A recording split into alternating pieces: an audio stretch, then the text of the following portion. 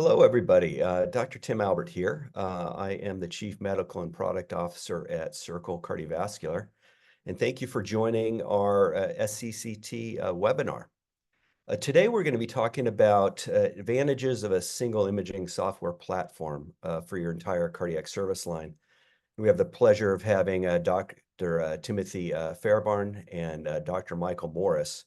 They're going to present cases that I think emulate the value of advanced imaging. So advanced imaging with both CT and MR with some nice valvular cases, left atrial appendage closure case, and coronary CT applications. Before we start that, I wanted to just give you a little bit of background about Circle. We're a company that really focuses on trying to provide meaningful solutions to providers. And when we talk about, meaning, what is bringing value, it's looking at efficiency. We're all busy when it comes to workloads and time, and whether it's imaging or patient care or both. And both of those are increasing in demands, as well as the technology is getting more complex. So how do we help with efficiency? And then on the technology side, how do we make this actionable and accurate information? One of the great things about the kind of modalities we work with, whether it's CT and MR, is they continue to grow as far as the value we can provide with that. But as we get more and more information, we need to be able to sort through it in a timely fashion. So how do we make this actionable and accurate? And then lastly, there's a big belief within our organization, and really what has driven our product over the years is how do we make this technology accessible so that improves the quality of care? And that's accessible for the reader, that's accessible for the referring physician, and accessible for the patients. I'm a firm believer that a picture is worth 1,000 words, and I think this applies to a patient care as well. So the ability to share what we see can have big impacts. So as we're developing our technology, we want to always be thinking about those three things. Well, as you all know, with cardiac magnetic resonance, it provides a lot of different options. It's a comprehensive and complex technology that allows us to look at the anatomy, function, scar, edema, flow. CT is similar. Started out kind of more as an anatomical technology and tool, and now we're seeing advancements, whether it's in function and certainly in valvular planning, left atrial appendage closure planning, as well as more details around the plaque. So getting physiology and detailed anatomy at the vessel level regarding plaque characteristics. So CT, similar to MR, is becoming a very comprehensive and complex technology. As we look at, the technology challenges, we really want to say, okay, how can we use technology and AI I touch a little bit about to streamline this workflow and support analysis, viewing, and reporting?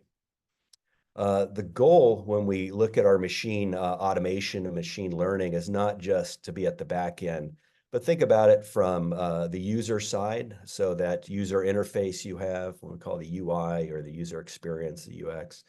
How do we improve that efficiency in analysis and reporting? On the viewer side, as mentioned, how do we improve the access and communication ability that we can do with the technology we're working with? And then on the last side, on the AI side, how do we improve efficiency and accuracy? We've been working in the AI arena for a long time, since the mid-2010s. And this was a lot of it based out of the necessity, being initially a cardiac MR-focused company. There was a huge need to be able to streamline the workflow, and machine learning was a great tool that we could apply. We've been working on that with now over 20 deep learning models. We've deployed 800 installations across the globe. And really meticulous annotation and training data around this.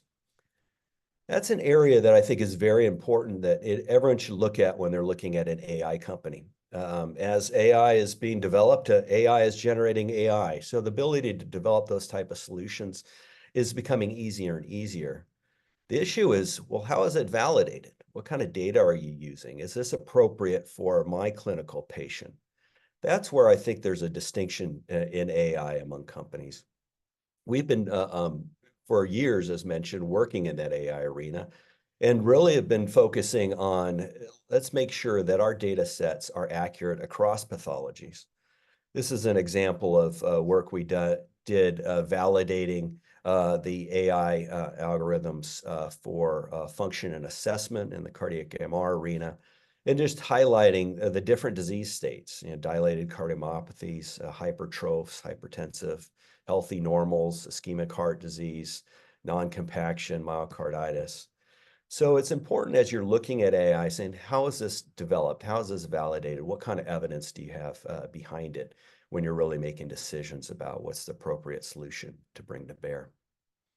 Just to give you a few highlights, a few pictures of what the technology is being used for and how we've applied it. This is an example of a CMR study where we're looking at automatic flow and function contouring. So really a single click now, which is significant improvement on time and workload compared to when I started imaging with cardiac MRI around 20 years ago.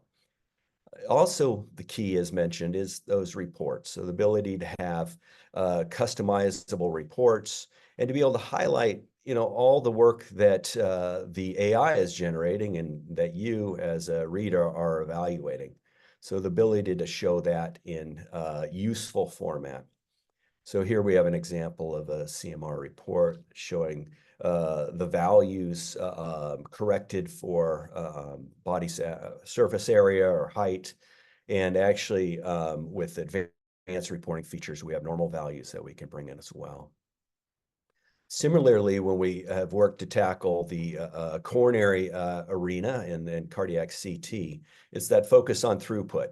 So the zero-click coronary segmentation, the ability then to navigate easily into single vessel analysis, where we can do not only stenosis detection, but plaque assessment.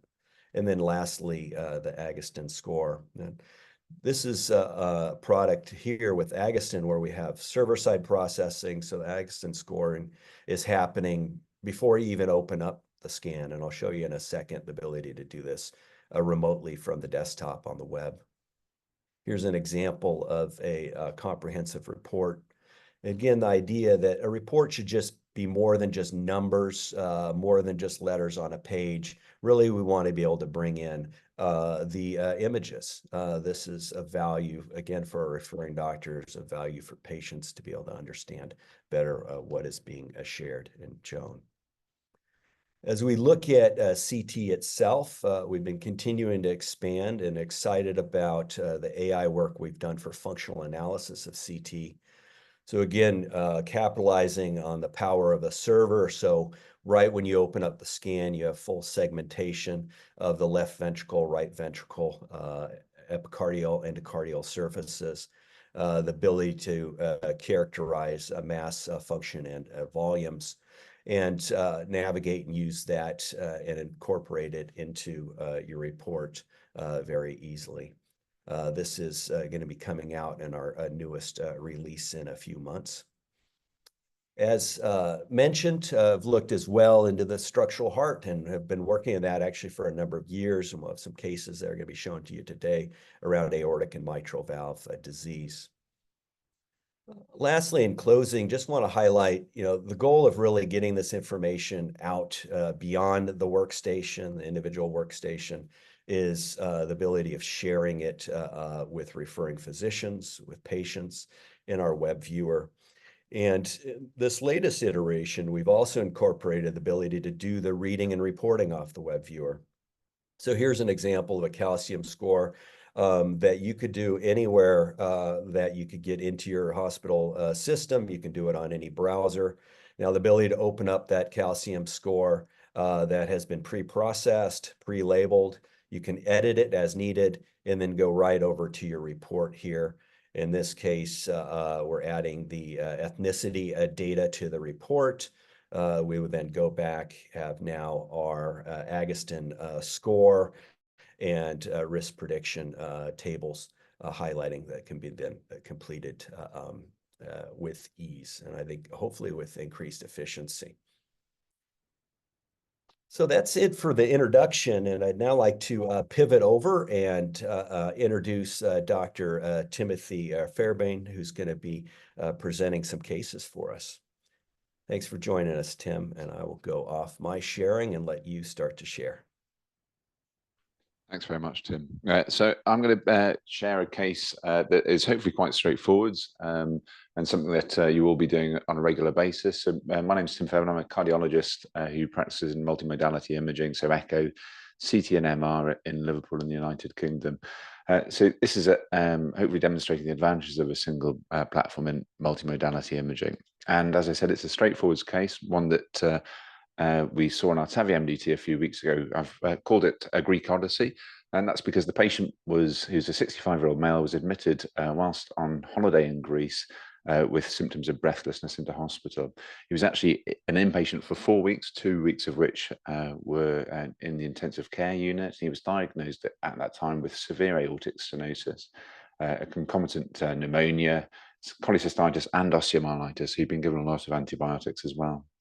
He had a background of type 2 diabetes, had previously been otherwise fit and independent, but following his admission, he'd been quite unwell with ITU, so he had Rockwood frailty score of 4, and he'd also had to have his left toe amputated whilst an inpatient, and had an episode of AKI with some hemodialysis.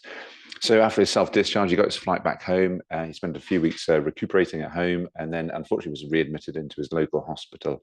And at that point, they referred him on to us for consideration of a transcatheter valve implantation.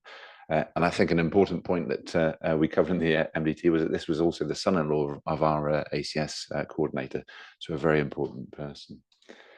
So I'm going to show you first of all the echocardiogram, just like we would do in the MDT, but these are sort of snippets or snapshots. So here you can see the parasternal long axes and the short axes of the aortic valve, and certainly it looks grade 3 calcified, severely restricted. It looks like it's a tricuspid valve, and particularly the non-coronary cusp is extremely calcified.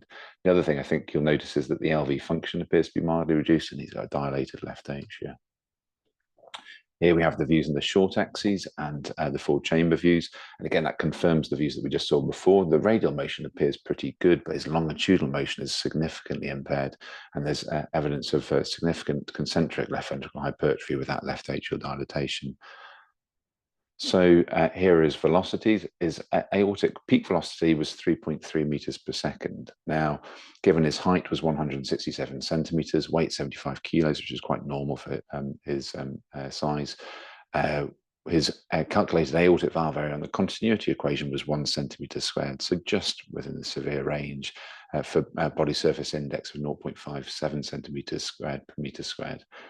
His acceleration time, though, was not that delayed. It was 90 milliseconds. Of note, his LVOT was measured at 19 millimeters, which we cross-checked and agreed with, but it is relatively small for a gentleman of his height. The ejection fraction was calculated at mild to moderate at 45%.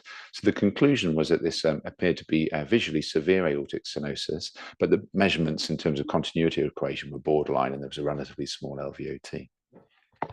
So all of our TAVI MDT patients come with a TAVI CT, and this is where I'm going to swap over to what we would do normally, which is onto the Circle platform. So you can see here that he's had his TAVI CT. What we do is a 30 to 80% phase acquisition, and we've just clicked on the aortic valve module here on the left-hand side. And what this now does automatically is if you press this detect tricuspid valve, is it'll detect the non-right and left coronary cusp and then automatically delineate the annulus for you. So we've done the landmark already. We'll just go into the annulus here. And you can see all of this is automatically done straight away. So no having to move your hinge points and try and find it. You can see automatically that there's a valve area annulus of 4.25 centimeters squared. Now, for those of you who are very acute in the observation, you can see that this was a systolic phase. So as we scroll up, you can see that the valve appears to be opening relatively well. We said that the non-coronary cusp was particularly calcified.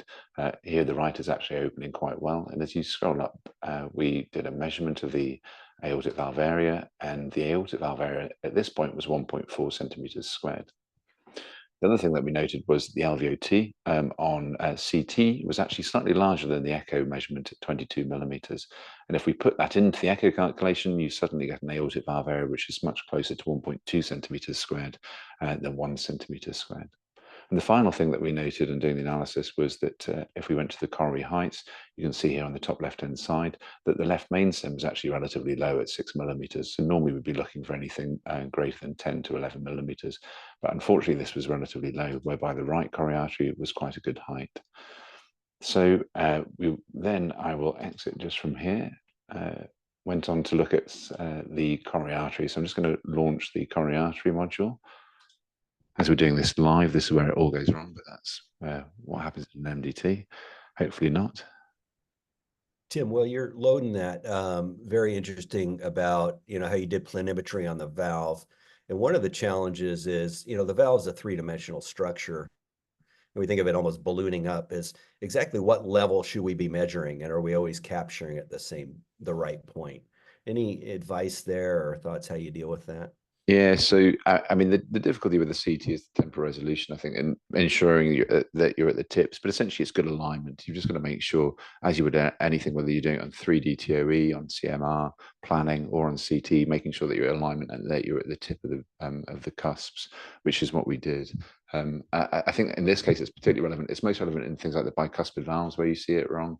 And most commonly, it's just that people aren't at the tips and they will overestimate the size of the valve area because they're a little bit low.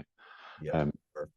So what I'm going to do here is just show you exactly what we would do. So we actually stopped doing invasive coronary angiograms on our patients prior to TAVI MDT. And actually pretty much 80% of our patients don't have an invasive cath before going on to having their TAVI procedure because we look at the CT scan.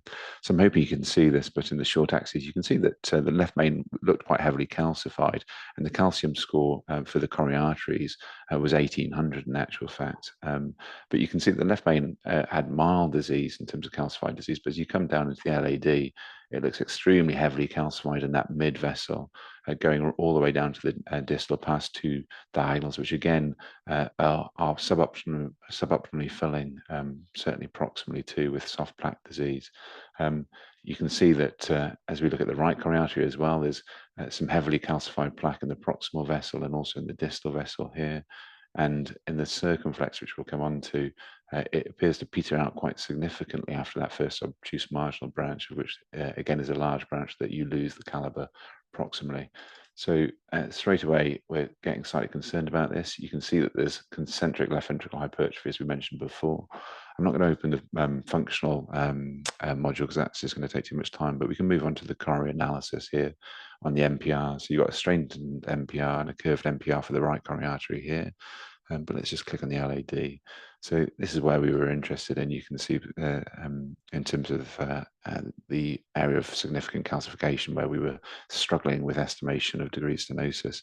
And you can see here on the right-hand side for the estimation of the valve area, if we just amend it, there you go. That there's significant calcification with some blooming, loss of lumen caliber. If you want to click on it, it will tell you exactly what the degree stenosis is here and what the length of the lesion is as well.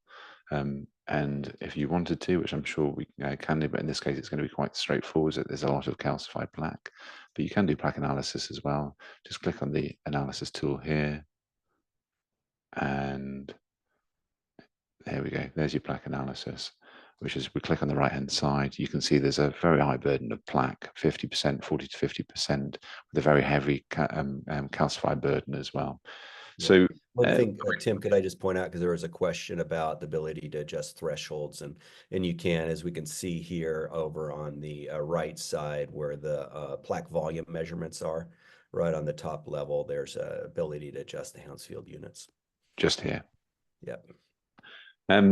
But essentially, this is a patient who has significant, looking at it, possible three-vessel coronary artery disease on the CT scan.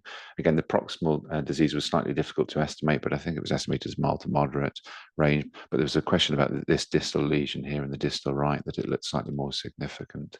And that proximal LAD was quoted as between 60 and 70% with a long segment of 45 millimeters, including loss of volume in the diagonal. So the TAVI MDT concluded at this point that this may actually not be true severe aortic stenosis, and wondered what the cause of the reduction in the ejection fraction was. So we referred the patient for a cardiac MRI scan. So let's just open up the cardiac MR. In reality, I should be given 2 10-minute slots because this is, of course, 2 MDTs. But I'm going to just show you this. Exactly. You can MR bill twice at least. but it just does show the use of each modality, hopefully. So you can see here, you were asking about the cut again, and we can see that the right cusp here is opening quite nicely. So it's very important just about getting at the very tip. And you can show the alignment for doing your planimetry. But I'll show it on the slide in a second. But when we planimetered around this on CMR, we got 1.2 centimeters squared. So again, in the moderate range. Hopefully you can see from the 3, the 2, and the 4 chamber, similar to the echocardiogram, there's significantly eccentric remodeling, but eccentric hypertrophy. So hypertrophy left ventricle with reduced longitudinal function.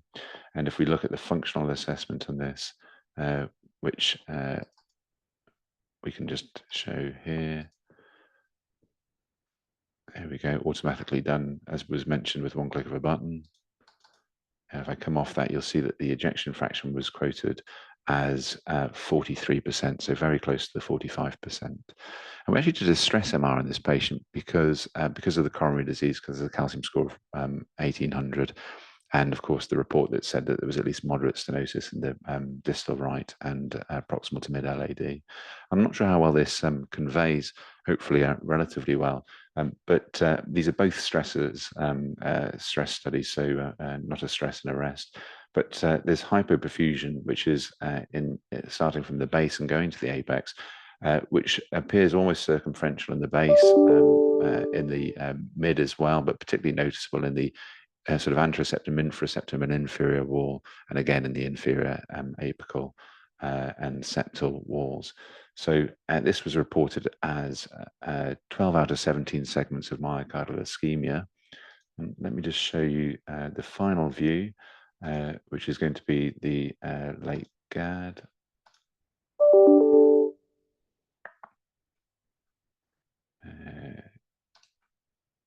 And here is your late GAD enhancement on the left-hand side, and you can see that there's no significant myocardial fibrosis, so just some focal fibrosis in the insertion point, but no myocardial infarct scar. So this was reported as a myocardial ischemia with a hibernating myocardium, no evidence of myocardial infarction, and moderate aortic stenosis. So let's just transition back to the slides. So just a quick summary. The CT TAVI protocol showed an annulus that was 24 by 22, so suitable for a 23 valve, but a low left main stem, a suggestion from the aortic valve calcium score that it was low, so less than 2,100 in the moderate range, and a valve area of 1.4, and LVH with moderate systolic dysfunction. The cardiac MRI scan showed very similar, so a valve area of 1.2 centimeters squared, elevated volumes and mass indexed with global systolic dysfunction, an ejection fraction of 42%, but importantly, a stroke volume index of 53 mils per meter squared. So in other words, this was not a low flow, low gradient scenario. The low gradient was actually because the valve was moderately stenosed. There was mild myocardial fibrosis, but significant ischemia. So this is we do quantitative perfusion as well, but mostly for research. This is the semi-quantitative perfusion, just demonstrating what I showed you before. If you're uncertain if there's balanced ischemia, you can always look at this and you can see that the signal uptake is very low globally across all segments, but slightly less in the anterior segments. So this patient went on to then have a subsequent invasive coronary angiogram, and you can see that there is significant three vessel disease. So here on the OM and the distal circumflex, there's a long segment of disease in the LAD, which we could see, and also a severe stenosis in the diagonal and in the distal right coronary artery. So the patient was diagnosed with moderate LV dysfunction due to hibernating myocardium with extensive viability, and in actual fact, not severe aortic stenosis, but moderate aortic stenosis at increased risk of a TAVR because of a low coronary height, and the patient has gone for surgery. So hopefully that's demonstrating a nice simple case of where you can use one platform with multiple images to get to a relatively quick answer. That's great, Tim. Great example of, the power of CT and MR here together. And I often really view these as complementary technologies. So the ability of getting the tissue perfusion, looking at the structure and physiology, and then the anatomy, and doing this all non-invasively until you have a plan. And so that's an excellent presentation. Yeah, that's certainly our practice. Avoid the invasive tests where at all necessary, because the patient doesn't want to have them unless absolutely necessary. And as I said, for 8 out of 10 of our patients, they don't need to have an invasive coronary angiogram. You get to the answer otherwise. That's great. Yep. And when you're going to have an invasive the procedure, you go in with a plan of what you're going to do to either better define and or fix the problem. So excellent. We're going to pivot over to Dr. Mike Morris. Mike, thanks for joining us. Mike's at Banner Health in Arizona, and I'll hand it over to you. All right. Well, thanks very much, and a good day to all of you. Thanks for joining. Let me just share my screen. 1 minute here.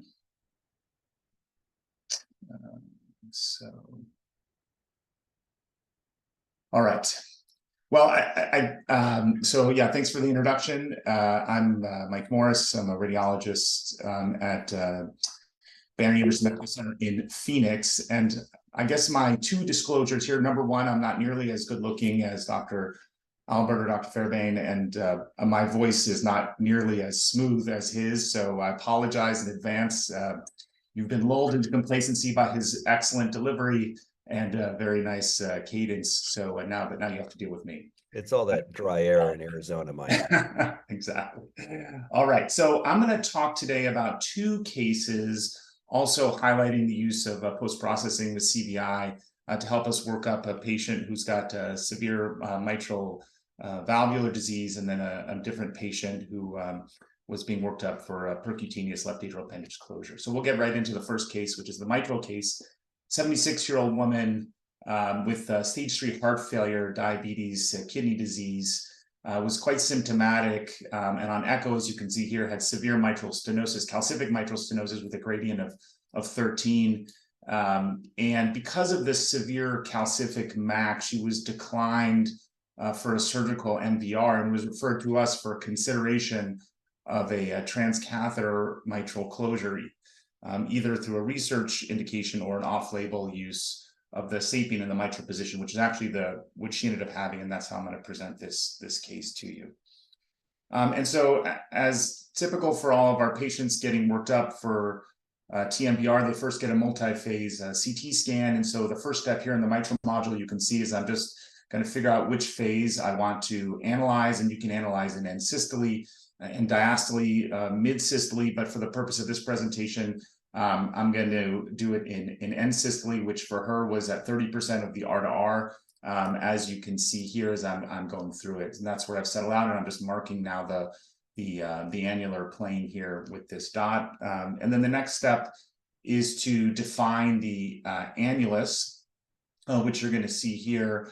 And I'm going to change the window and level. And there's different ways in which you can model the mitral annulus. I find for MAC cases, because it's so irregular, as you can see here, I prefer just to do it manually, although there are automated ways, but I guess I'm old school in that regards. And so you can see here as it's cycling through here, how I go ahead and segment the mitral annulus. And then ultimately we've got here on the right, I've showed you what the final product looked like. And I like to tweak things again. I think this is my type A personality, but nonetheless, leveraging here the software to really get us right to where we need to go. And then ultimately here, segmenting the annulus with an annular area here of almost 450. And again, you can appreciate the severe MAC, which is mostly posterior heading into the trigones, but quite extensive MAC, and really wouldn't have been a great surgical candidate. So once you've defined the mitral annulus, the next step is to model it. And this is, I think, really just one of the most critical parts to TMVR planning. As I mentioned before, we're using a sapien valve in the mitral position. So in this case, we have to figure out which valve we're going to model. And in this case, the annular area of 450, you'd think would be right in line with a 26, but for practical purposes, we model both a 26 and a 29 because the MAC sometimes can give a little bit depending on if it's caseous MAC or not. And so in this case, I'm going to model a 29 in the mitral position. And already here on the 3-chamber view, you can see it doesn't look so favorable. And I drew a center line down, and then I took this plane here, as you can see, and moved it down, and we end up here with what looks like complete new LVOT obstruction, as you can see here as well. And so in this case, when we have instances where we're going to be using a sapien valve in the mitral position, and we have projected neo-LVOT obstruction, one of the things that you can do is you could model a anterior leaflet laceration technique, a lampoon or a Batman, depending on which way you want to go. And so then we're just going to focus on modeling just the skirt, which you can see here, which has a different length than the full length of the valve. So I've cut it down now to 11.6, which is the height of the skirt. Again, modeling what it would be like for an anterior leaflet laceration. And here's a reference here discussing this technique. It's called the skirt neo-LVOT. And, as you can see here, if we model it, it does look more favorable in terms of at least we have some area of projected blood flow through this, but still quite small here at 115, 116 millimeters squared. We want to be above 180 or even 200, 250, depending on which reference you want to go at, but nonetheless, too small all the way around.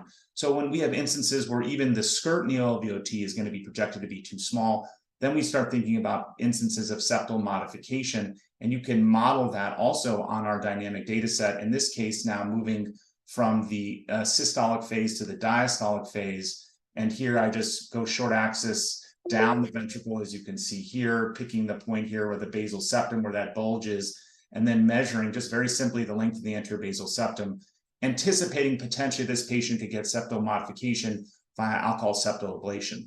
And the other thing you can do, sort of building on what Fairbairn said before about looking at the coronaries, is I'll take an image where I can see that LAD, and I'm looking for that septal perforator, and I'll model that as well, again, showing our interventionalist, is there a septal perforator present, yes or no, and if so, where is it located? An interesting thing about this particular septal perforator, ideally we'd like to see it going here, right towards the cavity, but in fact it's sort of heading this oblique direction, heading epicardial towards the RV, so really not very favorable in terms of its direction if we're really looking to have alcohol delivered towards the basal septum for a regression of that. And in fact, when they took the patient to the cath lab, that's what they found. There really wasn't a great target for alcohol septal ablation. So instead, this patient went for a radiofrequency ablation. As you can see here, the ICE images here of the patient who's getting RF ablation of the anterobasal septum. And then 4 weeks later, after this, we re-imaged the patient with a dynamic data set, and I'll skip through some of that point here just to take you now to where we're modeling the valve again. Modeling the neo-LVOT again, same 29 millimeter valve. And here's the prior CT, and you can see this large septal bulge, and now you can see the nice regression after the radiofrequency ablation. But unfortunately, here modeling the neo-LVOT with the 29, still quite small, ends up being just about 50 millimeters, so way too small, as you can see, doesn't even pass the eyeball test. But again, I told you in these instances, we can also model the anterior leaflet laceration to see what that's going to look like as well, and that's that skirt neo-LVOT, and that's what I've done here. I've dropped that height down to 11.6, which corresponds to the length of the skirt for a 29 sapien. And now all of a sudden things are actually finally starting to look our way, right? So here now we have a much more favorable neo-LVOT, skirt neo-LVOT, which is going to end up being right around 230 millimeters squared, as opposed to what we had before, which was 117. So with this, all this work that we've done with modeling to get the patient now to a place where the interventionalist, the heart team, felt comfortable with proceeding with a transcatheter MVR. And that's what I'm going to show you here is, so this is the kind of report that we generate and we provide to our interventionalists and the heart team here, just outlining all those things I've gone through relatively quickly, including we have down here just the deployment angles, again, in anticipation of doing the procedure. And even here, what we can do is some modeling of the transeptal puncture and the angulation you're going to take. But as promised, we did do this case. And here, this is actually what the lampoon looks like here, where they're actually lacerating the leaflet. You can't really see that here, but they're actually yanking, cauterizing, and going through that anterior leaflet and cauterizing and splitting it. And then ultimately, the patient did undergo the TMVR. As you can see here, as the balloon is inflating the sapien valve in the mitral position. And this is the static image from the TEE. And what I've shown here is actually just the circle here. This is the flow image of the neo-LVOT, and the measurement isn't on here, but actually it ended up being right around 250 millimeters squared. So very close to what we had modeled at 230. So really nice concordance here between what we're modeling pre-procedurally and ultimately the post-procedural area and favorable hemodynamics for this patient. And fortunately, a good outcome for this patient in terms of improvement in her symptoms and much improved functionality, and she's doing great. So that's a very quick overview of how we do in a case where we use CT modeling to help for transcatheter mitral interventions. And now I'm going to switch hats a little bit, and we're going to do, oh, actually, I forgot, I did put a summary slide here. So some key points for this particular case, obviously in its advanced case in terms of MAC, and we're doing a sapien valve off label. But as I hope I've demonstrated here, some really critical aspects of how we use this particular software for planning TMVR for the heart team, right? So critical to be able to accurately size the annulus so that we're putting in the right valve. Of course, accurately modeling the neo-LVOT to know, do we predict obstruction or not? And perhaps letting us know then in this particular instance, we're going to need to do septal modification. And then lastly here, predicting the deployment angles again, so that when they get into the lab, they can very quickly get to the optimal angle for deploying the sapien valve or whatever mitral valve is transcatheter that you're going to be placing. So that's a quick whirlwind through TMVR and CT planning for TMVR. Now we'll move over to the next case I'm going to talk, which is planning for percutaneous left atrial appendage closure. And this is going to be a discussion for Watchman, although I'm not necessarily endorsing one type or the other, but this is a Watchman case. And so this is a 79-year-old woman who's on Xarelto, had prior ablations. She, despite her being on Xarelto for her AFib, she had a recurrent TIA. So that was strike one. And then she was just developing areas of bruising, arms, legs, was really tired of being on an oral anticoagulation agent. And especially now that she'd had the TIA, she said, enough is enough. I want a device in, and I want you to take care of this for me permanently. So she was referred to us for left atrial appendage closure planning with a dynamic CT. And that's what I'm going to show you here is how we work up these patients for left atrial appendage closure, and specifically in this case for Watchman. And so we have a dynamic data set. And in this particular instance, what we do is we open the software and it nicely automatically identifies where it thinks the landing zone is going to be.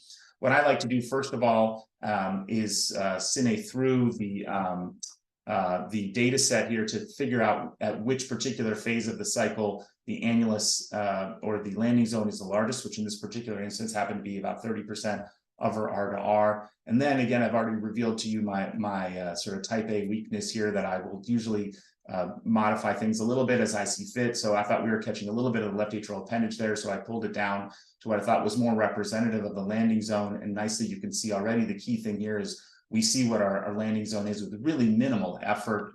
We've identified the landing zone, and then we can use that to then predict what particular size of device we're going to use. But the other thing I think that's really helpful here is identifying the coplanar angle for procedural planning. And that's really critical in order to minimize parallax. And so that's what we've done here in this virtual fluoroscopic simulation here, is I've identified what we're going to do in terms of our optimal coplanar angle. And then I went over here, and as you can see here, the software, based on the size of the landing zone, has determined which devices would be suitable between that 10 to 30% compression range. And we're going to favor the 31 Watchman. And so that's what we're then going to be modeling here. And you can see the software put it into the left atrial appendage where it would go. And so that, I think those are really the two critical aspects of LA appendage closure planning, is identifying the size of the landing zone and the annulus, and then identifying the coplanar angle in order to minimize parallax. But you can do more. There is more you can do. And one of the things that we found that our interventionists really like is helping them predict which is the optimal catheter to use for deploying the device. And so in order to do that, we have to define a couple of landmarks, the fossa ovalis, SVC, IVC. This patient had a prior atrial septal closure device in place. So we actually know that landmark pretty well. But as it's just scrolling through here, you don't need to see all of that, but you can see how ultimately I've marked all of those areas. It takes about a minute or so to do it. It's very fast. And then once we do that, then I can go through and I can pick which catheter I want, the anterior curve, the double curve, which is the most commonly used. And you can see here I'm anchoring the 2 points here at the septal fossa-ovalis and at the landing zone, and we can manipulate the catheter. We can even pick here, I move from a double curve to an anterior curve, which is less commonly used, but just showing them which catheters would be really the best candidates for them. This is actually going to become less, I think, needed as we move to the fully motorized adaptable catheters that should be coming out here shortly. But nonetheless, this is something that our interventionists have really enjoyed having access to. The last thing I do is I look for any evidence of thrombus in the left atrium or left atrial appendage. We always do a routine 30-second delayed phase. So these two are simultaneously presented and linked, as you can see here. Software has them, and I can just very easily scroll up and down looking for thrombus, which fortunately there isn't any. There is some interesting stuff for our trainees. I won't go into too much detail, but we can use a sort of a virtual TE probe and help them get used to what they're going to be seeing. And this is actually the intraprocedural images, which I've just shown you how we demonstrate the 45, the 135, and the 0 and the 90s, and how nicely the projected views actually correlate with what we saw intraprocedurally. But that's really just sort of an optional, a nice thing to have. And actually, this patient did undergo successful Watchman procedure using a 31 as we had modeled, and they used a double curve, which is actually the most typical catheter that's used for deployment. And the patient did great. And then 90 days later, they come back for their follow-up CT to look for evidence of thrombosis. And this patient fortunately had complete thrombosis. I like clicking this box here, which will just highlight pixel thresholds. We set it at 100 Hounsfield units, so anything 100 or above, thinking that that's going to demonstrate enhancement. This is on the delayed phase, as you hopefully can appreciate, but really just a little bit of noise, but no evidence of contrast opacification within the device or distally. So really a great outcome for this patient. So some key points here just to close out. I promised I'd keep myself to about 15 minutes, and hopefully I'm right on that. Some key points for use of CT for planning a left atrial appendage closure. Really important to have that 3D data set to most accurately identify the landing zone size, and appropriate sizing is critical, whether it's for aortic valve, mitral valve, or left atrial appendage closing, to ensure that we get the right size device for maximizing the likelihood of good sealing. Again, identifying that coplanar angle to minimize parallax and really make it very easy for our interventionalists when they're putting in the device. And the same thing here with optimizing the right catheter. We have some proceduralists now who are not even using TE, they're just using the CT plus ICE. And there's a whole separate discussion that we could have regarding that.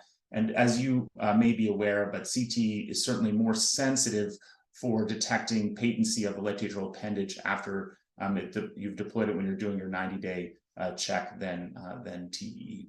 So whirlwind tour through TMVR and left atrial appendage closure, and using CT to help optimize results for both types of procedures. Great, Mike, appreciate that. Excellent case. Really, as far as, kind of, again, combining different, software modalities, modules to solve problems that often go together, right? Especially the mitral valve and left atrial appendage. Mitral valve disease and AFib are close friends that cause a lot of trouble. So having solutions for both is good. Now we'll have an opportunity just to open up some questions. And Tim, I was kind of very interested in your comment about you really kind of switching to a non-invasive first strategy. I would say that is, you're probably leading the pack there. I think we're all working towards that direction. And I think you've highlighted the great value. With that comes, higher workload, higher volumes. Just curious how you all are adapting to that, and whether you have technologists that assist in post-processing, and, kind of how are you using software to help with your workflow? Yeah, it's a challenge, I think, is the best description. In actual fact, we're just going to a larger regional approach whereby the surgeons are quite happy just to accept a CT coronary angiogram for all aortic stenosis patients, whether they're going for surgery or for TAVI. So the workload is high, and in that way, anything that makes it more efficient is going to be extremely important. Our scans are all done by the technologists, so we've got sort of good safety protocols. We've tried to optimize as much as possible for the coronaries over time, and we have even done a trial called Future AS where we've given them beta blockade and GTN as well, and that's been a good experience. So anything that you can do to optimize the acquisition, I think, is extremely important. And then the workflow afterwards, really, again, anything that speeds it up in terms of making it easier for interpretation, reporting, and presenting at the MDT, again, is the final bit, which is extremely important. You know, if you having to get through 20 or 30 cases in an hour and a half every week, then making sure that everything is presented as clearly as possible and as efficiently as possible, but with accuracy at the forefront, because that's the other thing. You don't want to rush things and miss things. So the technology helps. I think certainly the olden days of spending a long time trying to get the annulus sorted out and then doing the coronary, it's a lot easier. And particularly with things like valve and valve, that again with valve to coronary used to take a bit of time, but now it's quite a smooth process. So the reporting is certainly quicker and easier, and that is very important. But we're still going to have more than we can do, I think. Yeah, no, it's it's the value of faster scanning. I think everyone's been working on that. The scanner manufacturers have been great and decreasing the amount of time. CT is obviously quick, MR is getting quicker, but we still have then more and more data we've got to work through and report on. Mike, curious, I really love the mitral valve case and really how you showed the value of using the technology for modeling and doing the planning, different sizing, saying, hey, okay, this would be things we need to be concerned about that LV outflow tract obstruction from certain valves. How do you work with your heart team? So are they coming in kind of at the end when you've finished the analysis? Is there a little bit more of a back and forth? Just curious kind of what model you've seen to be successful. Yeah, it's a great question, and I think the unifying theme here is that no man is an island, right? So we require input from whether it's the multidisciplinary approach of CT, MR, echo, CT, multiple stakeholders really come together, and for us, it is like you said, we do the analysis, but then we have a weekly meeting where we discuss these cases, and because there is a fair amount of judgment that needs to go into what is the right thing to do for the patient, depending on anatomic factors, clinical features, etc. So I think you hit the nail on the head with that question. Mike, I was going to, sorry, Tim, I was going to ask you a question. How many people in your department are actually doing all the structural analysis? I mean, have you selected out a few people to try and dedicate to it? Because that was something that we found with a growing structural program, that initially the numbers weren't sort of sufficient, and then they're becoming to a point whereby it's quite a high demand. And then how do you get that training disseminated out and make sure that it's accurate again? Yeah, so how do you scale it, right? Is that sort of maybe what you're getting at? It's a great question and the challenge, and we're seeing across the advanced cardiac imaging space. You saw Dr. Weier McCall's nice paper, showing the sort of the increased volumes that we're seeing across, and you know that paper, of course, very well. So it's for us, really, what we've done is sort of a hybrid approach, where because of our size as a large healthcare network, we actually have a 3D lab. So for us, we're able to have them do a lot of the pre-processing work, and then we're able to then come in afterwards and tweak things as we need to. And that has really enabled us to offload a lot of the initial pre-processing work that would take up more time. That, in combination with the automation that we're seeing, with the software that we use, CBI, for example, really helps as sort of that virtual 3D lab, if you will, where you have a high level of expertise, and allows you to sort of get the equivalent of an FTE without having to look out to hire someone to do that. So. Great. We have a question from the audience. This is around the left atrial appendage closure and planning for that. And the question is this assessment of the LAA universal? And what are some standard images or data that you would be getting off of the software that would be applied regardless of the device? I know you kind of showed the Watchman library, but how would you use this just more broadly? Yeah, it's a great question. So I think in terms of what is most broadly applicable, so independent of the specific device we use, it's going to be assessment of the landing zone, assessment of that coplanar angle. I skipped over it for the sake of time, but we can look at just more high-level things like the shape of the left atrial appendage, the presence or absence of left atrial appendage or left atrial thrombus. So those are the I think the 4 key things that are universal. I love the we don't do the LA use the LA plan here, but that is superb. Looking at guiding the catheter, I thought that was a lovely demonstration, and something that we talk a lot about in the coronary world is cath lab efficiency. But you know, I did a TOE for a transcatheter mitral valve edge-to-edge repair the other week, and it was meant to be relatively straightforward, but the septal puncture took, I think, 2 hours. And you know, it's these kind of things whereby if you can guide in terms of devices, time, you know, that will save cath lab money. It'll save time within the cath lab. You're able to do more cases. You know, that pre-planning is so important, I think, in not just in the coronary world, but also in the structural world. Yeah, it's a great point, and I think one of the instances where it's really become valuable for us is in helping the proceduralist know that maybe the fossa ovalis is not the ideal location to use to cross, because they're going to target that, but sometimes anatomically that's in an unfavorable position, and so we help them identify, okay, you actually want to be, you know, slightly anterior, whatever, to that fossa ovalis for your septal crossing to help with your procedural. Particularly when all these atria are abnormally shaped as well, with you know, AF or mitral regurgitation. They're never normal, are they? Yes.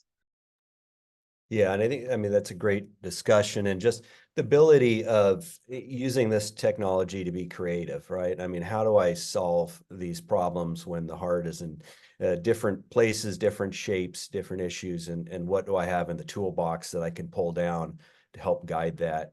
And I think to your point about, you know, cath lab efficiency and planning, really the idea of let's get all those problems addressed before we puncture the skin, before we start the procedure, highlights the great value there. Well, we're coming up on the close, so just in closing, I'll go to you, Mike, first, and then Tim. Any kind of comments for the audience if they're looking at structural heart programs? I mean, things they need to be thinking about as they develop something.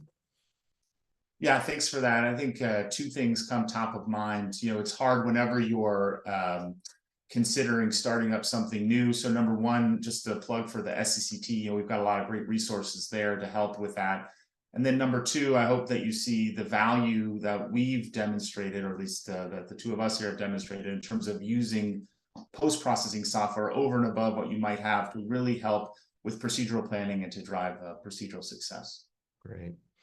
And then Tim, with your increasing use of coronary CT as, you know, kind of the first line strategy, any words of wisdom for sites that are trying to make that transition over, and maybe doing a less diagnostic invasive work, or maybe moving away from you know, perfusion imaging, nuclear studies? Don't be afraid to do it. I think, you know, as I said, we've been doing it now for, I think, 7 years, and our myocardial infarct rates have not gone up at all. If anything, they've gone down over time. So you know, it is clearly the patients get a benefit in terms of symptoms from the treatment of the valve. And if you need to deal with anything coronary later on, you can do so. And the CT in 8 out of 10 of the times will give you the answer.